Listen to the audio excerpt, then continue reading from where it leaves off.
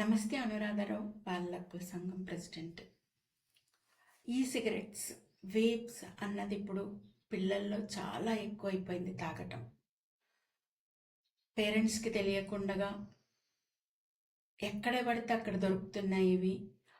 వీటిపైన బ్యాన్ ఉన్నప్పటికీ ఈజీగా ఆర్డర్ పెడితే ఇంటికి వచ్చే వెసులుబాటు మన దగ్గర ఉంది.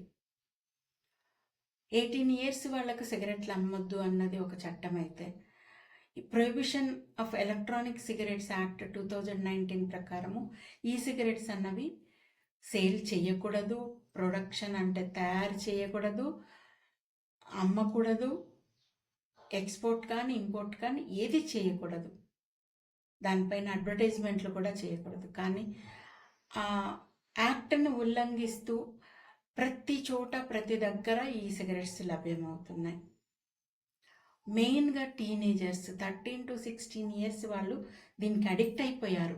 సిగరెట్ తాగితేనేమో స్మెల్ వస్తుంది, ఆ పొగ పీల్చుకోవడంతో లంగ్స్ ఇబ్బంది మొదలవుతుంది. కానీ ఈ సిగరెట్స్కి పొగ రాదు, అదొక వేపర్ ఇస్తుంది, ఆ వేపర్ని పీల్చుకుంటారు.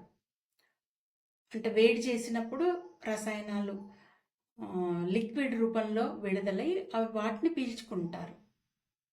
సో దాంతో వాళ్లకు సిగరెట్ తాగిన ఫీలింగ్ వచ్చేస్తుంది. స్మెల్ రాదు కాబట్టి ఎవరు గుర్తుపట్టలేరు అన్న ధీమాతో ఉంటారు. కానీ డేంజర్ కూడా, సిగరెట్స్కి ఎంత డేంజర్ ఉందో ఈ సిగరెట్స్ కూడా అంతే డేంజరు.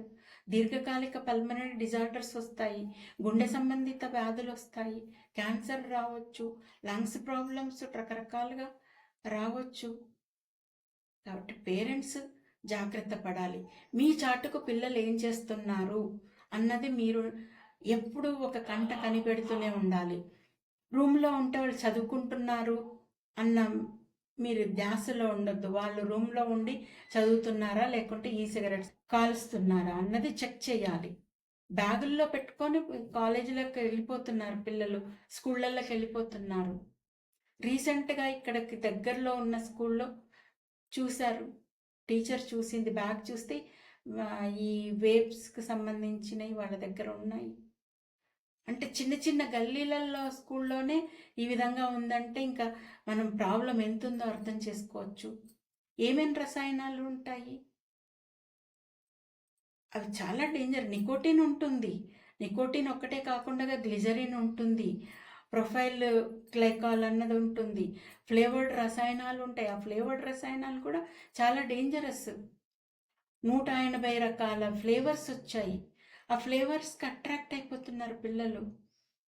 మామూలుగా సిగరెట్ అలవాట్లు ఉన్న వాళ్ళకి ఇది వాళ్ళని అడిక్షన్ నుంచి బయటపడడానికి ఈ సిగరెట్ని అలవాటు చేయమని చెప్తారు సైకాలజిస్టులు. కాకపోతే ఇక్కడ సైకలాజికల్గా వాళ్ళ సిగరెట్ తాగాలి అన్న ఆకాంక్ష నుంచి బయటికి రావడానికి ఈ సిగరెట్ అలవాటు చేస్తారు. కాకపోతే ఇప్పుడు పిల్లలు ఫస్టే ఈ సిగరెట్కి వెళ్ళిపోతున్నారు, నెక్స్ట్ వాళ్ళు సిగరెట్ తాగాలి అన్న ఆలోచనకు వచ్చేస్తారు కదా. కాబట్టి ఖచ్చితంగా ఇది బ్యాన్ చేయాలి ఈ సిగరెట్స్ని.